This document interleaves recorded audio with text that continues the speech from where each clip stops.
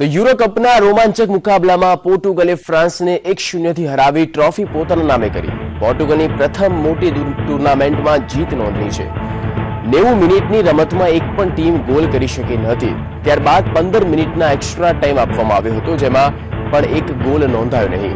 વધુ 15 મિનિટની ગેમ લંબાવવામાં આવી, જેમાં 108મી મિનિટે પોર્ટુગલના સ્ટ્રાઇકર એડરે ગોલ ફટકારી ગેમ પોર્ટુગલ તરફ કરી નાખી હતી. ફ્રાન્સે અંતિમ મિનિટ સુધી પ્રયત્નો કર્યો, પણ તેમ છતાં ગોલ સ્કોર કરી શક્યા નહોતા.